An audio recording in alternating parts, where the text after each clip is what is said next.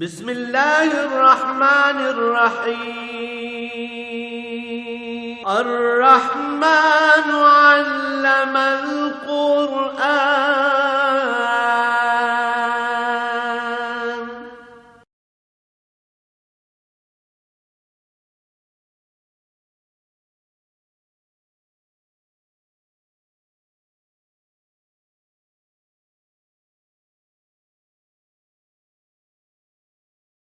الحمد للہ رب العالمین والصلاة والسلام علی حبیبہ محمد وآلہ وصحبہ اجمعین۔ اعوذ باللہ من الشیطان الرجیم، بسم اللہ الرحمن الرحیم۔ حضرت شیخ عبدالقادر جیلانی رحمۃ اللہ علیہ سے بہت سی کرامات منسوب ہیں، اور جو مشہور العام ہے وہ تو قصے کہانیاں ہیں، کرامات نہیں ہیں۔ ولی کی کرامت ہوتی کیا ہے؟ نبی جو اللہ کا مبعوث ہوتا ہے اسے معجزہ عطا کیا جاتا ہے بطور نبوت کی دلیل اور شہادت کے۔ جب کفار سے مقابلہ آتا ہے وہ نبوت کا انکار کرتے ہیں یا نبوت کی دلیل مانگتے ہیں تو اللہ کا نبی وہ معجزہ بطور دلیل پیش فرماتا ہے۔ اور یہ ضروری نہیں کہ بعثت کے وقت سارے معجزات عطا کر دیے جاتے ہیں، کوئی بعثت کے وقت بھی عطا ہو جاتے ہیں، کچھ جب ضرورت پڑتی ہے اللہ کریم عطا فرما دیتے ہیں۔ ولی کی کرامت نبی کے معجزے کی فرع ہوتی ہے۔ نبی کو براہ راست اللہ کریم عطا فرماتے ہیں، ولی کو باتباع نبی معجزہ فعل اللہ کا ہوتا ہے، صادر نبی کے ہاتھ پر ہوتا ہے، اسے نبی کا معجزہ کہتے ہیں۔ ہوتا ہے اثبات حق کے لیے، محض عجائبات دکھانے کے لیے نہیں ہوتا، حق کو غالب کرنے کے لیے ہوتا ہے۔ ولی کی کرامت چونکہ معجزے کی فرع ہوتی ہے، اس لیے ولی کی کرامت بھی احقاق کے حق کے لیے، یعنی حق کو حق ثابت کرنے کے لیے ہوتی ہے اور باطل کے مقابلے میں ہوتی ہے۔ تو کرامت کا یہ مطلب نہیں کہ محض عجائبات نظر آتے رہیں اور لوگ پیچھے لگ جائیں اور تماشا بن جائے، یہ مطلب نہیں ہوتا۔ شعبدے اور کرامت میں فرق یہی ہے کہ شعبدہ باز جو ہوتا ہے وہ جو کمال دکھاتا ہے وہ لوگوں کو مسخر کرنے کے لیے اور خود کو لوگوں میں بڑا بنانے کے لیے کرتا ہے۔ ولی کی کرامت جو ہوتی ہے وہ دین کے غلبے کے لیے ہوتی ہے اور باطل کو باطل ثابت کرنے کے لیے ہوتی ہے۔ تو کوئی ایسا کام جو عقل کو عاجز کر دے اور اسباب ظاہری سے ممکن نہ ہو، کسی ولی کے ہاتھ پہ صادر ہو، اور تب صادر ہو جب کفر اسلام کا مقابلہ ہو تو اسلام کو غالب کرے، اسے کرامت کہتے ہیں۔ تو ہر عجیب بات کرامت نہیں ہوتی، بعض باتیں بڑی عام سی ہوتی ہیں، ہمیں ان کی سمجھ نہیں آتی تو ہم اسے کرامت کہہ دیتے ہیں۔ تو حضرت شیخ عبدالقادر جیلانی علیہ رحمت سے کرامات مشہور ہیں، صاحب کرامت بزرگ تھے۔ یہ جو بات عرف عام ہے بہت مشہور ہے کہ آپ کا قدم مبارک قیامت تک آنے والے تمام اولیاء کی گردن پر ہے۔ یہ قیامت تک تو کسی نے بات میں گھسیڑ دیا، قیامت تک کی بات نہیں، ان کے زمانے میں جو مراقبات ان کے تھے وہ انہی کے تھے، کسی دوسرے کو نصیب نہیں تھے۔ ان کے عہد میں جو مراقبات ان کے تھے وہ انہی کو نصیب تھے، اور ان کے مقابلے میں شاید اس زمانے میں کسی کو نصیب نہیں تھے۔ مجھے صحیح یاد نہیں ہے،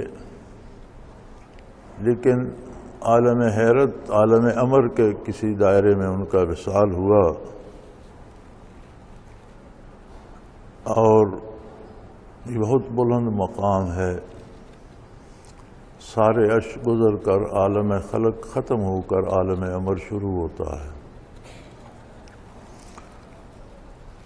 تو اس وقت یہ بات درست ثابت ہوتی تھی کہ ان کے برابر مراقبات اور کسی میں نہیں ملتے، کتابوں میں بھی کوئی ایسا تذکرہ نہیں ملتا، اور دوسرے ذرائع سے بھی یہ پتہ چلتا ہے کہ ان کے منازل کا کوئی ولی اللہ اس وقت ان کے زمانے میں نہیں تھا۔ قیامت تک تو اللہ کی بڑی مخلوق آئے گی، اور نبی علیہ السلام سے عرض کی گئی کہ یا رسول اللہ آپ کی امت تو قیامت تک چلے گی، تو ان میں اگلے لوگ آپ کے قریب والے لوگ، زیادہ قریب والے یا آپ سے نزدیک تر والے لوگ بہتر ہوں گے، یا بعد میں آنے والوں میں بھی کوئی اچھے لوگ ہوں گے؟ تو حضور علیہ السلام نے فرمایا کہ میری امت کی مثال اس بارش کی ہے جو جم کر برستی ہے، کبھی تیز ہوتی ہے کبھی آہستہ ہوتی ہے، لیکن جب بارش ختم ہوتی ہے تو ہر طرف جل تھل ہو جاتا ہے، بندہ اندازہ نہیں کر سکتا کہ جو پہلے برسی وہ زیادہ تھی، جو بعد میں برسی وہ زیادہ تھی۔ مراد حضور کی غالباً یہ تھی کہ ہر طرح کے لوگ ہر زمانے میں ہوتے رہیں گے۔ قرآن کریم نے بھی 3 درجے بیان کیے ہیں، بہت اعلیٰ بلند درجے والے، پھر اصحاب راست دائیں ہاتھ والے، اور پھر تیسرا درجہ نافرمانوں کا بائیں ہاتھ والے۔ تو پہلے درجے میں فرمایا سلۃ من الاولین وقلیل من الآخرین، کہ پہلے درجے میں بھی گروہ در گروہ صحابہ، تابعین، تبع تابعین، پہلے طبقے کے لوگ ہوں گے، لیکن کچھ لوگ آخر زمانے کے بھی ہوں گے جو اس پہلے درجے میں پہنچے۔ تو جب تک اللہ کی کائنات، یہ دنیا، یہ نظام باقی ہے، ساری چیزیں چل رہی ہیں، ہر شخص اپنے عہد میں ہوتا ہے۔ جیسے حضرت مریم کے لیے فرمایا گیا کہ آپ کائنات کی عورتوں میں افضل ترین ہیں، تو وہ بھی علماء کرام اور مفسرین کرام لکھتے ہیں کہ ان کے عہد کے متعلق تھا، ورنہ بعد میں تو ازواج مطہرات بھی آئیں، نبی کریم صلی اللہ علیہ وسلم بھی مبعوث ہوئے، اور ہر زمانے کی بات ہوتی ہے۔ تو یہ بات حضرت کے بارے بھی حضرت کے زمانے کی ہے۔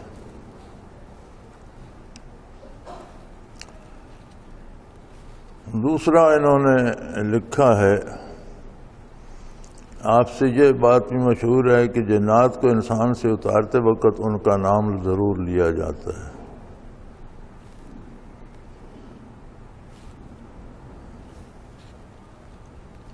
مجھے بڑا تجربہ ہوا، اور بے شمار لوگ اس مرض کے اب بھی آتے ہیں، اور بڑے بڑے تماشے بھی ہوئے۔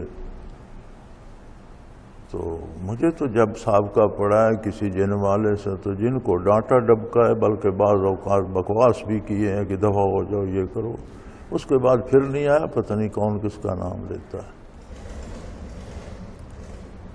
یہ جو پیشہ ور بنے ہوتے ہیں جنات کا کاروبار کا، یہ تو خود ان میں تو میرا خیال ہے ایمان بھی کوئی نہیں ہوتا، اور ان کا سارا روزگار کا ذریعہ ہوتا ہے، اور اس طرح کے غیر مستند بکواسات کرتے رہتے ہیں۔ تو یہاں تو بڑے بڑے تماشے ہم نے دیکھے، لوگوں کو جنات کی تکلیف ہوتی تھی۔ ایک بڑا مشہور واقعہ ہے، دسمبر کے دن تھے، سخت سردی تھی، اور میری اس ٹانگ میں کچھ درد بھی تھا۔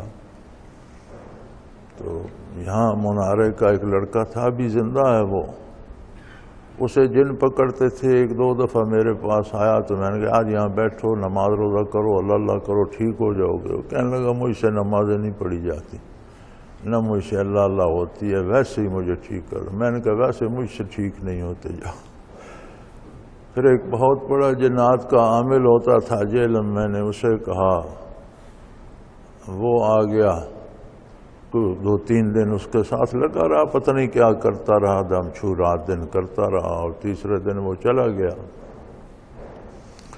تو میں دوپہر کو برآمدے میں بیٹھا تھا، تو اس لڑکے کا والد آیا، اس کے پاس 5 روپے تھے، 5 روپے کا نوٹ تھا، ان دنوں 5 روپے کی بھی قیمت ہوتی تھی۔ تو میں نے کہا بھائی یہ آپ لے لیں۔ میں نے کہا میں کیا کروں گا اسے، کیوں اٹھایا 5 روپے؟ تو کہنے لگا جی وہ عامل جو آیا تھا وہ چلا گیا اور جاتے وقت ہم نے اسے 100 روپیہ دیا تھا، تو ابھی میرے بیٹے پر جن آیا تو اس نے ہمیں 105 روپے دیا۔ اور اس نے کہا تم نے 100 روپیہ کیوں دیا تھا؟ وہ بس میں جا رہا تھا نورپور کے قریب، میں اس کی جیب سے 100 نکال لایا ہوں کہ میں تو وہی ہوں، مجھے نکالا تو ہے نہیں، تو یہ 100 کس کا لے کر جا رہا ہے؟ تو غلطی سے اس کے ساتھ اس کے 5 روپے بھی آ گئے۔ وہ 100 اس طرح دو رہا تھا، اس میں 5 اس کے بھی تھے، تو وہ میں نکال لوں، یہ 100 تم اپنا رکھ لو اور یہ 5 حضرت کو دیا۔ انہوں نے اس کو بلایا تھا تو یہ 5 واپس کرو۔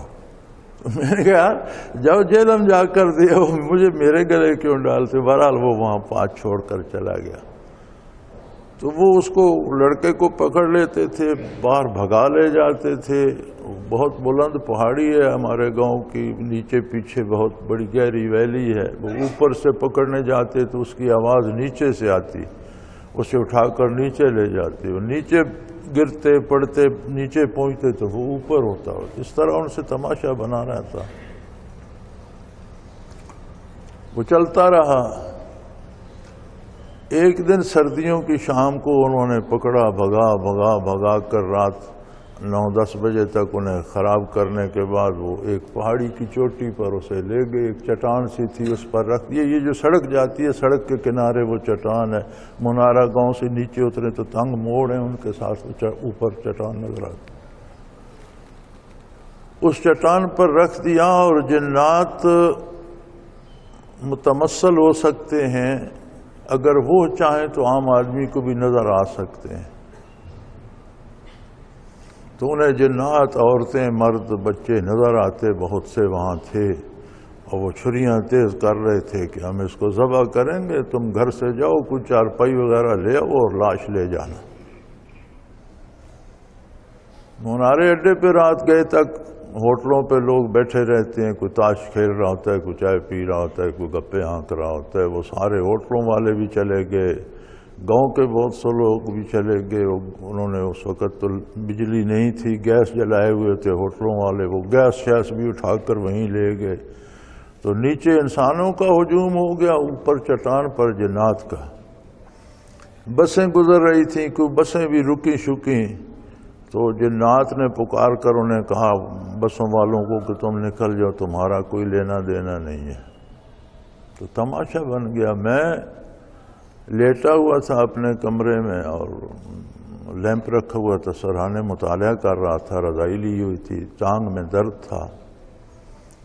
تو کسی نے دروازہ کھٹکھٹایا، باہر گیٹ، ہمارے گیٹ پہ دستک کوئی نہیں دیتا، بند ہو گیا تو مطلب ہے بند ہو گیا، پھر کھلے گا تو بات ہوگی۔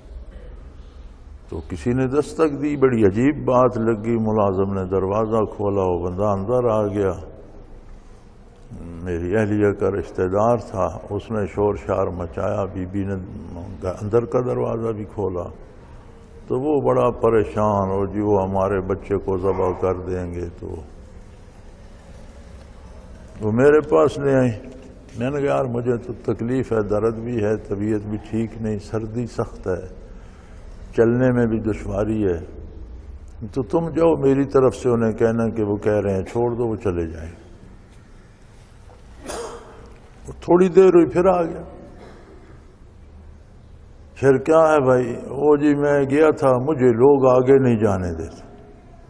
میں نے کہا تم لوگوں کی طرف کیوں گئے تھے؟ تم سیدھے جنوں کی طرف جاتے، انہیں کہتے کہ چھوڑ کے چلے جاؤ، چلے جاتے، تم لوگوں کی طرف گئے، مجھے لوگ کہتے تھے تمہیں بھی مار دیں گے۔ وہ خیر کھپ شپ ڈالی اس نے، مجھے جانا پڑا۔ تو لوگ آگے کھڑے، درمیان سے ایک راستہ سیدھا جاتا ہے، وہ میرے ساتھ تھا۔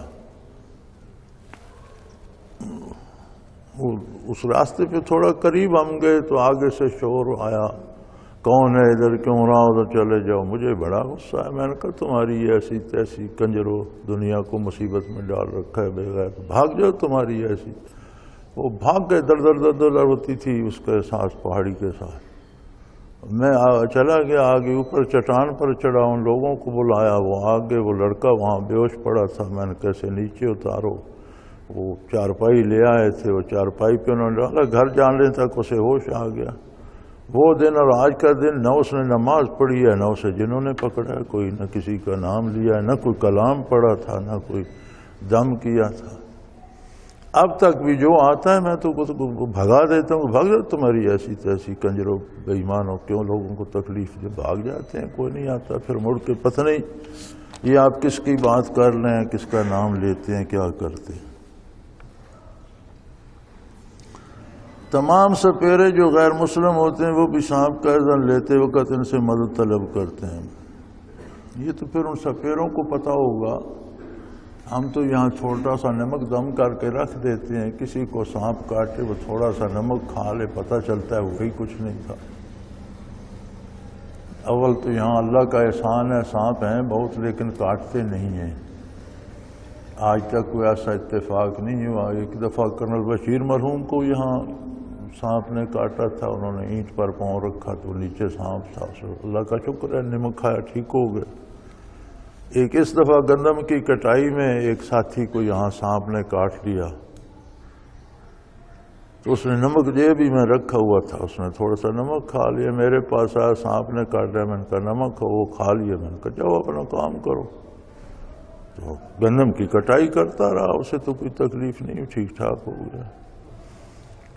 تو ہم تو اللہ ہی کا نام لیتے ہیں اور کسی کا کوئی نام نہیں لیتے۔ اب ہندو کیا کرتے ہیں، ہندو شیطانی عملیات کرتے ہیں، کفریات پڑھتے ہیں، اس سے فائدہ ہوتا ہے نہیں ہوتا اس کا مجھے کوئی علم نہیں۔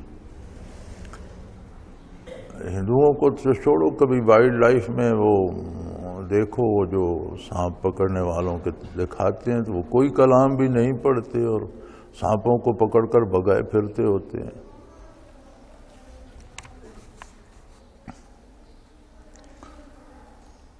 تمام جادوگر اور ساحر بھی آپ کی شبیہ مبارک کا فوٹو استعمال کرتے ہیں۔ جادوگر اور ساحر جو کرتے رہے، انہوں نے تو برائی کرنی ہے، کفر ہی کرنا ہے، کفریہ کلمات ہی کہنے ہیں۔ بھئی جادوگر یا ساحر کا کہا کیا دلیل ہوتا ہے؟ سحر خود حرام فعل ہے اور کفریہ کلمات ہوتے ہیں، اس میں کوئی شیطان کے سکھائے ہوئے کلمات ہوتے ہیں جن کا مفہوم جادوگر کو بھی نہیں آتا، اور وہ سارا کفر ہوتا ہے۔ اور جہاں تک شیطان کا بس چلتا ہے وہاں تک وہ ان کی مدد کرتا ہے، جہاں اس کا بس نہیں چلتا وہاں وہ جادو بھی اثر نہیں کرتا۔ تو یہ جادو وغیرہ یہ ایک الگ شعبہ ہے اور یہ سارا کفریات کا حصہ ہے، اس میں کوئی اچھی بات نہیں ہے۔ لوگ قربانی نہیں کرتے، ان کی جگہ 11ویں شریف کی نیاز کرتے ہیں۔ یہ لوگوں کا فیصلہ ہے میاں، قربانی تو اللہ نے واجب فرمائی ہے ان لوگوں پر جو حج پر جاتے ہیں اور وہ قربانی کرتے ہیں، اور یہ نعمت بطفیل نبی کریم ساری امت کو عطا کر دی گئی کہ جو حج پر نہیں جا سکتا وہ کم از کم قربانی کی سعادت سے تو بہرہ ہو۔ قربانی کا مفہوم میں جانور ذبح کرنا نہیں ہے، لَن يَنَالَ لَحُومَهَا وَدِمَاؤُهَا، جانوروں کا گوشت اور خون اللہ کو نہیں چاہیے کہ وہ اللہ کی بارگاہ میں گوشت پہنچ جاتا ہے یا اللہ خون بہانا چاہتا ہے، ایسی بات نہیں، بلکہ وہ کیفیات قلبی اللہ کی بارگاہ میں مقبول ہوتی ہیں جو قربانی کرتے وقت ہوتی ہیں۔ قربانی کیا تھی؟ کامل اتباع کا اظہار تھا کہ اسماعیل علیہ السلام جیسا جس کی پیشانی میں اپنا نور نبوت بھی تھا اور حضور نبی کریم صلی اللہ علیہ وسلم کے نور نبوت کے امین بھی تھے، ایسا بچہ آخری عمر میں عطا ہوا اور پھر اسے ذبح کرنے کا حکم ہوا، تو وہ بچے کی محبت، اس کا حسن، اس کا سارا پیار اللہ کی اطاعت سے ابراہیم علیہ السلام کو نہ روک سکا اور انہوں نے اس کی گردن پہ چھری چلا دی۔ تو گویا دنیا کی ساری نعمتیں، انسان کے پاس جو کچھ ہے، دنیا کی ساری محبتیں، دنیا کی ساری چیزیں اللہ کے حکم کے مقابلے میں کوئی حیثیت نہیں رکھتی. ایک خود سپردگی کی کیفیت ہوتی ہے کہ اللہ میں تیرا بندہ ہوں اور تیری ہی اطاعت میرا مقصد حیات ہے. تو یہ ایک بہت بڑی سعادت ہے. تو اللہ کریم نے تمام امت کو اس میں شریک فرما دیا. وہ تو فعل نبی کریم صلی اللہ علیہ وسلم. تو اگر کوئی نہ کر سکے قربانی تو کوئی جرم نہیں ہے. ضروری ان کے لیے ہے جو حج کرتے ہیں، ان پہ واجب ہو جاتی ہے. دوسرا کوئی کرتا ہے تو وہ اس کیفیت میں ہر نیک عمل کے اپنے انوارات اور کیفیات ہوتی ہیں. تو جب ابراہیم علیہ السلام نے سگے بیٹے کی قربانی کی تو ایک تو ان کے بدلے جنت سے دمبا بھیجا گیا. یہ اعزاز ہے ان کا کہ عند اللہ ذبیح اللہ کی اور خلیل اللہ کی عظمت کتنی ہے. دوسرا اس پر جو رحمتیں متوجہ ہوئیں، وہ انوارات اور برکات جو رحمت الہی کے اس کیفیت پر ابراہیم علیہ السلام پر اور اسماعیل علیہ السلام پر وارد ہوئے، اس کا کوئی حصہ، کوئی عشر عشیر کسی قربانی کرنے والے کو بھی نصیب ہو جائے. قربانی کا مقصد یہ ہے کہ جب وہ جانور ذبح کرتا ہے تو اس پر ایک کیفیت کامل اطاعت الہی کی ہو اور کرم الہی کی کوئی چھینٹ اس پر بھی پڑ جائے. اب یہ 11ویں شریف اور 13ویں شریف اور 40واں شریف یہ اسلامی احکام نہیں ہے، یہ معاشرے کی رسومات ہیں، اور رسومات احکام شرعی کا متبادل نہیں ہو سکتے. کل کو کہیں میں نماز نہیں پڑھتا اور میں جلسہ کرا دوں گا تو وہ جلسہ جو ہے خواہ وہ شرعی بھی ہو، اس میں دین کی تبلیغ بھی ہو، سارا نیکی پر مبنی ہو، لیکن وہ نماز کا متبادل تو نہیں ہو سکتا. تو 11ویں شریف تو اس کی اصل ہی کوئی نہیں ہے، تو پیر صاحبان نے کھانے پینے کے لیے بنا لی ہیں اور وہ تماشا کرتے رہتے ہیں. اس میں ان کے لیے پیسے جمع ہو جاتے ہیں، بوریاں کی بوریاں نوٹوں کی لے جاتے ہیں، تو لوگوں کو لگائے رکھتے ہیں. گھر سے تو دیتے کچھ نہیں، لوگوں کو کہتے ہیں تم دے دو تمہیں ثواب ملے گا. وہ ثواب ہے تو گھر سے بھی کچھ دو، سارا جمع کر کے غرباء میں بانٹ دو. تو پیر صاحب کے تو لے کر ثواب ملتا ہے اور مریدوں کو دے کر ثواب ملتا ہے. یہ ایک نرالا فعل ہے. تو یہ کاروباری دھندے ہیں لوگوں کے، ان کا دین سے کوئی تعلق نہیں. تو ویسے اس لحاظ سے یہ بدعتی بڑے اچھے لوگ ہیں کہ پیروں کو مزے بڑے کراتے ہیں.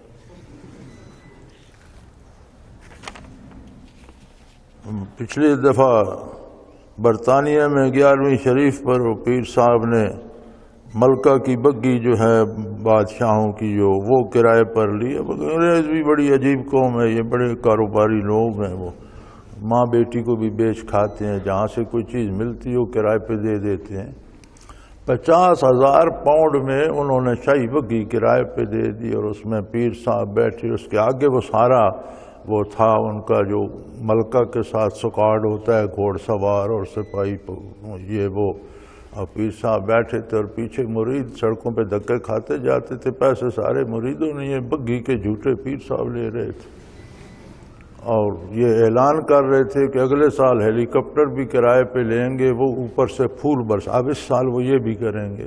اعلان جو انہوں نے پچھلے سال کیا تھا کہ اوپر سے ہیلی کاپٹر پھول بھی برسائے گا. پھر پیر صاحب نے، یہ پیر صاحب بندے کھڑے تھے، یہ بھی فرما دیا کہ بھائی پیسے لوگوں تم ہی نے دینے ہیں. تو اس دفعہ تو صرف یہ بگھی لی ہے، تو اگلی دفعہ ہیلی کاپٹر بھی لیں گے جو اوپر سے پھول برسائے گا. اب یہ دین کا کون سا شعبہ اور اس میں دین کی کون سی سربلندی ہے اور اس میں دین کے کون سے اس پہ عمل ہو رہا ہے رکن پہ. تو یہ ساری کھانے پینے کی باتیں ہیں، دکانداری ہے. جو چیز جتنی قیمتی ہوتی ہے اس کی اتنی نقلیں بنائی جاتی ہیں، وہ بک جاتی ہیں، پیسہ آتا ہے. دین اللہ کی امانت ہے اور دنیا میں سب سے قیمتی چیز دین ہے. ساری دنیا بھی قربان کرنی پڑے تو دین کے ایک رکن پر کی جا سکتی ہے، وہ رکن نہیں چھوڑا جا سکتا، کیونکہ دنیا کی کوئی قیمت دین کے مقابلے میں پرے کافی بھی نہیں ہے. تو لوگوں نے دین کے بدلے دنیا جمع کرنے کے بہانے بنا لیے ہیں، تو دیگیں پک رہی ہیں 11ویں گراں شریف کون سا رکن ہے بھائی؟ کیا نبی کریم صلی اللہ علیہ وسلم کرتے تھے؟ کیا صحابہ کرام کرتے تھے؟ دین تو موروثی آیا نا، توارث سے آیا۔ کیا تابعین تبع تابعین کرتے تھے؟ تو ان کو دین کا رکن بنانے کی بجائے یہ کہہ دیا جائے کہ بھئی کھانا پکا کر غریبوں کو دو، اللہ راضی ہوگا، ثواب ہوگا، تو شاید کوئی اس کا بہتر اس کی صورت بھی نکل سکے۔ لیکن رسومات جو ہیں یہ دین کا متبادل نہیں ہو سکتی، بلکہ یہ پتہ میدان حشر میں لگے گا کہ ارکان دین کے مقابلے میں رسومات جاری کرنے والوں کا کیا حشر ہو رہا ہے۔ کوئی ایسا فعل جو حضور سے، صحابہ سے، متقدمین سے ثابت نہ ہو، نبی کریم صلی اللہ علیہ وسلم کا ارشاد دین ہے، جو فعل آپ نے کیا دین ہے، جو بات سن کر حضور نے قبول فرما لی کہ فلاں بندے نے ایسا کیا وہ بھی دین ہے، جس بات کا حضور نے ارادہ فرمایا اور اس وقت حالات ایسے تھے کہ وہ کام نہ ہو سکا وہ بھی دین ہے، بعد میں اسے کر لینا دین ہے۔ جیسے تراویح کی باجماعت نماز حضور نے 3 دن پڑھائی اور پھر چھوڑ دی کہ دل تو کرتا ہے کہ روز پڑھاؤں، لیکن ڈرتا ہوں کہ تم پر فرض ہو گئی تو مشکل ہو جائے۔ بعد میں سیدنا فاروق اعظم نے فرمایا حضور نے اسے باجماعت کرانے کا ارادہ کیا تھا، لہذا اسے باجماعت پڑھا جائے، چونکہ اب تو وہ کوئی وہی آنے والی نہیں، فرض ہونے والی نہیں۔ تو ارادہ نبوی بھی دین ہے، لیکن کوئی ایسی چیز جو ان سب میں شامل نہیں اور اسے آپ دین اور ثواب سمجھیں کہ ایسا کرنا ثواب ہے، تو یہ بدعت ہے۔ اور بدعت، ہر بدعت سنت رسول اللہ صلی اللہ علیہ وسلم کو گرا کر بدعت کی عمارت بنتی۔ اب عند اللہ اس کا کیا ہوگا یہ ان لوگوں کو خود سوچنا چاہیے۔ موجودہ بینکنگ نظام جیسا کہ میزان بینک یا بینک ہیں وہ درست ہے یا نہیں؟ اسلامی بینکنگ نظام اور بلا سودی نظام، اس کی ساری کھپی ہم نے ڈالی تھی اور حکومت نے مل کر ہمارے ساتھ طے کیا تھا کہ بلا سودی نظام ہم جاری کریں گے، لیکن انہوں نے ایک تالاب تو بھر دیا لیکن ایک مرا ہوا کتا بھی اس میں ڈال دیا۔ اب اصول یہ ہے کہ آدھے سے زیادہ یعنی 50 سے زیادہ 51% یا کچھ حصہ نیشنل بینک کا ہوتا ہے، باقی سارے پرائیویٹ بینکوں کے حصے سے ہوتے ہیں۔ غالب حصہ قومی بینک کا ہوتا ہے، قومی بینک سارا سود پہ چلتا ہے۔ تو اگر آدھا تالاب ناپاک ہے تو آدھا پاک ہوگا، اب اس کا میں کیا فتویٰ دے سکتا ہوں، میں تو مفتی بھی نہیں ہوں۔ لیکن ان بینکوں کے جو ذمہ داران یا ان میں کام کرتے ہیں، ساتھی بھی بہت سے ہیں جو ان میں کام کرتے ہیں، تو میں نے ان سے پوچھا، جو میں نے کہا، وہ کہتے ہیں جی ہمیں بھی نیشنل بینک کی فیصلہ کر کے دیتا ہے کہ اس سال اتنے % منافع دے دو، اس سال اتنے، کبھی 2 روپے بڑھا دیتا ہے، کبھی 2 کم کر دیتا ہے، ہم مجبور ہیں ویسا ہی کرتے ہیں۔ تو یہ اس پر اندر تو کالا کیا، اوپر چونا لگا ہوا ہے، اسلامی کے لیبل لگے ہوئے ہیں، جو میری تحقیق ہے۔ تو میرے پاس بھی سارے وہ آتے ہیں اسلامی بینکوں والے، جو ہمارا اسلامی نظام ہے، آپ ہمارے ساتھ رکھیں اپنا اکاؤنٹ۔ یار میں تو اس سے باز ہے، میں تو بینکنگ والے میں نہیں گھستا، آپ جانیں آپ کا کام۔ تو نام تو ان کے اسلامی ہیں لیکن کام ان کے غیر اسلامی ہیں، جو میری تحقیق ہے۔ اس سے زیادہ کسی کی اچھی تحقیق ہو تو اپنی تحقیق کے مطابق عمل کرے۔ میری معلومات ہیں، جو میری معلومات یہی ہوتی ہیں اخبار ٹی وی یا پھر ساتھیوں سے مل کر جو پتہ چلتا ہے۔ ایک مسئلہ جو ساتھیوں کو پیش آتا ہے کہ جب یہ بینکنگ کا نظام ہی سودی ہے تو اس میں ملازمت کیسی ہے، تو وہ میں ساتھیوں کو کہا کرتا ہوں کہ آپ ملازمت کرتے رہیں، بینک سے سود نہ لیں، سود پر قرضہ نہ لیں، سود دیں نہیں بینک کو اور سود لیں بھی نہیں۔ ملازمت چونکہ مجبوری ہے، پورے ملک کا نظام ایسا، ایک بندہ تو اسے بدل نہیں سکتا۔ یہودیوں کا معاشرہ سارا سودی تھا، لیکن صحابہ کرام اپنی مزدوری کرتے تھے، ان سے اجرت اپنی مزدوری کی لے لیتے تھے۔ تو ایک مجبوری ہے کہ پورے ملک کا نظام ہے، اب ایک پڑھا لکھا بچہ بے روزگار نہیں بیٹھ سکتا تو کرے نوکری، اور کوئی مل جائے تو بہت اچھا ہے، لیکن مجبوراً کرنی پڑے۔ تو جب تک نظام نہیں بدلتا کرو، اللہ بدلے گا تو بہتر ہو جائے گا۔ الحمدللہ رب العالمین والصلاة والسلام علی حبیبہ محمد وآلہ وصحبہ اجمعین۔ اعوذ باللہ من الشیطان الرجیم، بسم اللہ الرحمن الرحیم۔ وقال الذی اشتراہ من مصر لامرأتہ اکرمی مثواہ عسیٰ ان ینفعنا او نتخذہ ولدا وکذالک مکننا لیوسف فی الارض لنعلمہ من تعویل الاحادیث واللہ غالب علی امرہ ولکن اکثر الناس لا یعلمون۔ اللہم سبحانک لا علم لنا الا ما علمتنا انک انت العلیم الحکیم۔ مولایا صلی وسلم دائما ابدا علی حبیبک خیر الخلق کلہم۔ بالآخر جی قافلے والے یوسف علیہ السلام کو لے کر مصر پہنچ گئے۔ تو یہ جو تجارتی قافلے ہوتے تھے ان کا ایک انداز ہوتا تھا، یہ جب کسی شہر پہنچتے تو شہر کے باہر کیمپ لگا دیتے، پھر 2-3 دن بڑی شہرت کرتے کہ ہمارے پاس وہ مال بھی ہے، وہ بھی ہے، وہ بھی ہے، فلاں وقت کو بازار لگے گا، فلاں وقت کو کھولا جائے گا، تو خوب چرچا کرتے۔ 1-2 دن اس پراپوگنڈے کی نظر ہو جاتے، پھر جب وہ اپنا بازار لگاتے تو شہر امڑ پڑتا، بے شمار گاہک آ جاتے، کوئی دیکھنے آتا تو وہ بھی کچھ نہ کچھ خرید کے لے جاتا، کوئی گھر سے ہی خریدنے کے ارادے سے نکلتا، تو یوں ان کا مال بک جاتا تو پھر وہاں سے نیا خرید کے آگے چل دیتے۔ تو جب یہ پہنچے تو ان کے پاس تو یوسف علیہ السلام تھے، انہوں نے بڑا ڈھنڈورا پیٹا، جی ہمارے پاس ایک غلام ہے بیچنے کے لیے، لیکن اس کی نظیر دنیا میں نہیں ملتی، بہت خوبصورت ہے، کوئی اس کی قیمت دے نہیں سکتا۔ وہ اتنا پراپوگنڈا انہوں نے کیا کہ شاہی محل تک بھی شور پہنچا۔ پھر آخر بازار سج گیا، یوسف علیہ السلام کو بکنے کے لیے بٹھا دیا گیا۔ بڑے بڑے دولت مندوں نے، بڑے بڑے عمراء نے بڑی بڑی بولیاں لگائیں، لیکن وہ دینے کو تیار نہیں تھے۔ آخر عزیز مصر نے خرید لیا۔ مفسرین کرام لکھتے ہیں کہ بادشاہ عمالقہ میں سے تھا، اور یہ عزیز مصر جو تھا یہ اس کا وزیر تھا یا نائب تھا، لیکن امور سلطنت سارے یہی انجام دیتا تھا۔ تو بادشاہ تو ایک طرح سے سرپرست یا سربراہ یا مالک تو تھا، لیکن سارا نظام یہی چلاتا تھا۔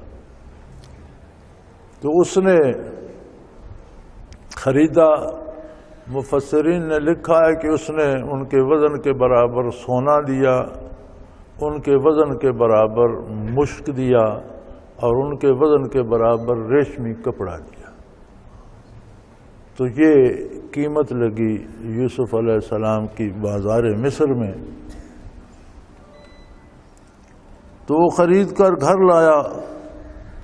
زلیخا اسی عزیز مصر کی بیوی تھی۔ 7 سال کی عمر یوسف علیہ السلام کی تھی جب والد گرامی سے جدا ہوئے۔ تو جب مصر میں بیچے گئے تو درمیان میں چند مہینے ہی ہوں گے، تو اسی عمر کے نوعمر بچے تھے۔ اور یہ زلیخا اس وقت گھر بار والی شادی شدہ خاتون، اپنے ہنستے بستے گھر والی تھی، عمروں کا اتنا فرق تھا۔ تو عزیز مصر بھی کوئی نوعمر نہیں تھا، کہولت کی عمر اس کی بھی 40 سے اوپر ہوگی اور زلیخا کی بھی 40 سے اوپر ہوگی، لیکن ان کے اولاد نہیں تھی۔ زلیخا کا حسن بھی بڑا مشہور ہے، اسے بھی مصر کی ملکہ حسن کہا جاتا تھا، حسن کی ملکہ کہا جاتا تھا۔ تو عزیز مصر گھر لایا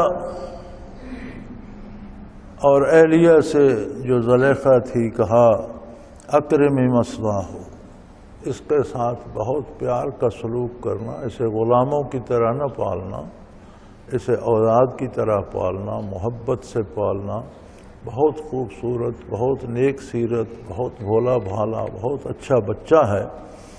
عَسَىٰ يَنْفَعُنَا أَوْ نَتَّخِذَهُ وَلَدًا، اس کے آثار بہت اچھے ہیں، ہو سکتا ہے یہ ہمارے لیے بہت مفید ثابت ہو، یہ بڑا نیک بخت سعادت مند، اور اس کے آثار جتنے ہیں وہ نیکی کی طرف مائل ہیں، خوبصورت بھی ہے، تو ہو سکتا ہے ہمیں بہت زیادہ نفع اس سے حاصل ہو، بہت ہمارے بڑھاپے کا سہارا بن جائے، ہمارے آرام عزت آبرو کا سبب بن جائے، یا ہم اسے اپنا بیٹا ہی بنا لیں، ہمارے اولاد بھی تو نہیں ہے تو اسے ہم اپنا بیٹا ہی بنا لیں۔ فرماتے ہیں حضرت ابن مسعود رضی اللہ تعالی عنہ کہ 3 بندوں نے عجیب اندازہ لگایا۔ ایک یہی عزیز مصر، اس نے یوسف علیہ السلام کو دیکھ کر جو اندازہ لگایا وہ بہت صحیح تھا۔ دوسرا وہ فرماتے ہیں حضرت شعیب علیہ السلام کی صاحبزادی، جس نے انہیں مشورہ دیا کہ موسیٰ علیہ السلام کو ہی اپنے پاس رکھ لیں، یہ شخص بہترین ہے، امانت دار ہے، طاقتور ہے، فرماتے ہیں اس کی مردم شناسی بھی کمال کی تھی اور اس کا اندازہ صحیح تھا۔ تیسرا وہ فرماتے ہیں کہ سیدنا ابو بکر صدیق نے اپنے بعد جو فاروق اعظم کا انتخاب کیا، یہ بھی کمال تھا کہ ان 3 بندوں نے جو اندازے لگائے وہ 100% بلکہ اس سے زیادہ صحیح ثابت ہوئے۔ حضرت شعیب علیہ السلام کی صاحبزادی کا اندازہ بھی بہت درست نکلا، عزیز مصر کا اندازہ بھی بہت درست نکلا، اور سیدنا صدیق اکبر کا اندازہ بھی بہت ہی مناسب، بہت ہی درست، صحیح ترین نکلا کہ یہ 3 اندازے جو لگائے گئے مردم شناسی کے، یہ قابل رشک تھے۔ اللہ کریم فرماتے ہیں بظاہر یوسف علیہ السلام تکلیف میں ڈالے گئے، کنویں سے نکلے، غلام بنائے گئے، بازار میں بولیاں لگیں، بیچے گئے، عزیز مصر نے خرید لیا، لیکن یہ سارا ظاہری کام تھا۔ اصل کیا تھا؟ وَكَذَلِكَ مَكَنَّا لِيُوسُف، یہ تو ہم نے سارے اسباب ظاہری بنائے، ما حصل اور نتیجہ یہ تھا کہ ہم نے یوسف کو مصر میں پہنچا دیا اور ٹھکانہ اور بہترین جگہ عطا کر، جس سبب بھی پہنچے، مصر پہنچے، شاہی محل میں ان کی رہائش ہو گئی، شاہی پرورشگاہ میں ان کی تربیت ہونے لگی، خدام، نوکر، آرام، سب کچھ، اور ایک تربیت جو ہے وہ بادشاہی سطح کی انہیں نصیب ہو گئی۔ کذالک مکننا لیوسف، اس طرح سے ہم نے یوسف علیہ السلام کو سرزمین مصر میں جگہ دی، پھر ہم نے جو اپنی قدرت کی طرف سے جو تربیت ہوتی ہے وہ بھی جائز، اسباب ظاہری اور دنیاوی تربیت کا سامان شاہی محل میں فرما دیا، باطنی تربیت اپنے دست قدرت میں تھی۔ وَلِنُعَلِّمَهُ مِن تَعْوِيلِ الْأَحَادِيثِ، ہم نے وہبی طور پر، ذاتی طور پر انہیں تعبیر کا علم بھی عطا فرمایا، علوم نبوت سے سرفراز فرمایا، اور روحانی اور باطنی علوم کا خزانہ ہم نے انہیں دے دیا، ظاہری علوم کے ظاہری اسباب بنا دیے۔ عام آدمی کی نگاہ میں غلام ہو کر بک رہے تھے، ہم انہیں سلطان بنانا چاہتے تھے، ہم نے اس کی بنیاد رکھ دی۔ واللہ غالب علی امرہ ولکن اکثر الناس لا یعلمون، اللہ اپنی بات پہ غالب ہے، قادر ہے، جو کرنا چاہتا ہے وہ کر دیتا ہے، لیکن لوگوں کی اکثریت اس سے ناآشنا رہتی ہے. لوگ مسبب الاسباب تک لوگوں کی نگاہ نہیں پہنچتی، اسباب تک لوگوں کی نگاہ رہتی ہے. لوگ اسباب میں الجھے رہتے ہیں، انہیں بھول جاتا ہے کہ اسباب تو پردہ ہیں، پس پردہ کون ہے؟ اسباب تو ایک حجاب ہے، ظاہری نگاہ کے سامنے آ جاتے ہیں. کچھ پس پردہ بھی ہے جس کی جھلک سامنے آ رہی ہے. تو وہ مسبب الاسباب تک اللہ کے بندوں اور نیک بختوں کی نگاہ پہنچتی ہے، لوگوں کی اکثریت اسباب میں الجھی رہتی ہے. اب بھلا یہ کیا بات ہے، اللہ کا ایک بندہ غلام ہو کر منڈی میں بک رہا ہے اور اسی ملک کا سلطان بن جاتا. تو فرمایا ہمارا کام یہ تھا کہ ہم نے ان کی تربیت کرنا تھی، ان کی ظاہری تربیت شاہی محل کے سپرد کر دی، بادشاہ کے سپرد کر دی، باطنی تربیت ہمارے پاس تھی، وہ ہم نے کر دی. وَلَمَّا بَلَغَ أَشُدَّهُ آتَيْنَاهُ حُكْمًا وَعِلْمًا وَكَذَلِكَ نَجْزِي الْمُحْسِنِينَ. اور جب وہ بالغ ہو گئے، جوان ہو گئے، اپنی عمر کو پہنچ گئے، وَلَمَّا بَلَغَ أَشُدَّهُ جب وہ اپنی جوانی کو پہنچے، بچپن لڑکپن مکمل ہو گیا، مکمل مرد بن گئے، جوان مرد بن گئے.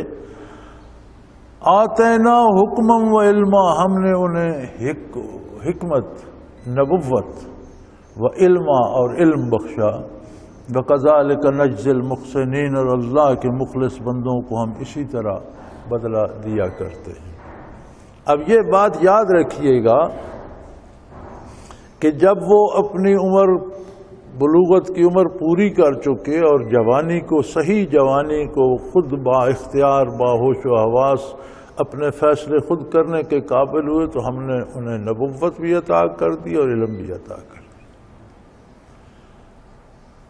نبوت تو خیر ایک وہبی چیز ہے جو کسب سے یا محنت سے نہیں ملتی، اللہ کی طرف سے عطا ہوتی ہے اور ازل میں تقسیم ہو چکی ہے، اور نبی تخلیقی طور پر نبی پیدا کیے گئے.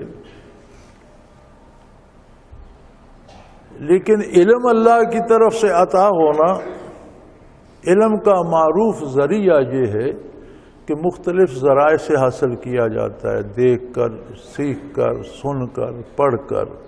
یہ علم کے مختلف ذرائع ہیں.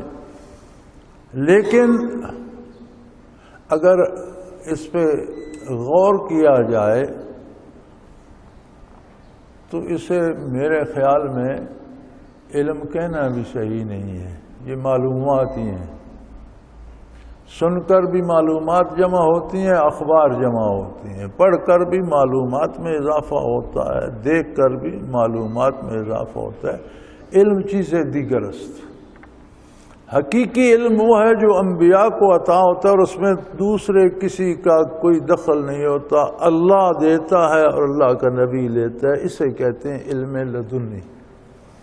وہ علم جو من جانب اللہ براہ راست عطا فرمایا جاتا ہے، اور یہ انبیاء کا خاصہ ہے. ہر نبی کو دنیاوی استاد کی ضرورت نہیں پڑی، ہر نبی کو اللہ نے اپنی طرف سے علم عطا فرمایا. علم لدنی کی خصوصیت یہ کہ یہ حقیقی علم ہوتا ہے، یہ چیزوں کے حقائق کو جانتا ہے. امت میں بھی کسی کو باتباع نبی نصیب ہو، جیسے خضر علیہ السلام کے بارے میں آتا ہے وَعَلَّمْنَاهُ مِن لَّدُنَّا عِلْمًا، ہم نے اپنی طرف سے انہیں علم عطا کیا. خضر علیہ السلام نبی نہیں تھے، بنی اسرائیل میں سے ایک ولی اللہ تھے اور اپنے عہد کے کتب مدار تھے. اب وہ دنیا سے رخصت ہو چکے ہیں اور بعض اہل اللہ ان منازل بالا میں پہنچ جاتے ہیں جہاں وصال کے بعد ان کی روح ملکوتی شکل اختیار کر جاتی ہے، فرشتے کی شکل اختیار کر جاتی ہے. اور جس طرح دوسرے فرشتے کائنات میں ڈیوٹیاں سر انجام دیتے ہیں، اللہ مالک الملک ان کی بھی کوئی ذمہ داری لگا دیتے ہیں، اور اس طرح خضر علیہ السلام کی ذمہ داری اس ضمن میں ہے. ان کی روح بھی بعد از وصال ملکوتی شکل اختیار کر گئی. اور آپ سیدنا شیخ عبد القادر جیلانی کا پوچھ رہے تھے ان کے بارے بھی حضرت فرمایا کرتے تھے کہ بعد از وصال ان کی روح مبارک بھی ملکوتی شکل اختیار کر گئی تھی. اور اللہ کے بندے کتنے ہوں گے اللہ جانے اور اس کے بندے جانے. تو یہ علم جو من جانب اللہ انبیاء کو عطا ہوتا ہے اور با اتباع نبی ان کے خاص خاص امتیوں کو عطا ہوتا ہے، اسے علم لدنی کہتے ہیں. اور علم لدنی کا مالک جو ہے وہ علم ظاہری والے سے زیادہ نقطہ رس اور حقیقت شناس ہوتا ہے. علوم ظاہری والے کی نظر ان نقاط تک نہیں پہنچتی جہاں تک علم لدنی والے کی نگاہ پہنچ جاتی ہے اور زیادہ حقیقت شناس ہوتا ہے. وَكَذَلِكَ نَجْزِي الْمُحْسِنِينَ، اور ہم اپنے مخلص اور خلوص سے دل سے اطاعت کرنے والے بندوں کو اسی طرح انعام و اکرام سے نوازا کرتے ہیں. وآخر دعوانا ان الحمد للہ رب العالمین. اللہ اللہ اللہ اللہ اللہ اللہ اللہ اللہ.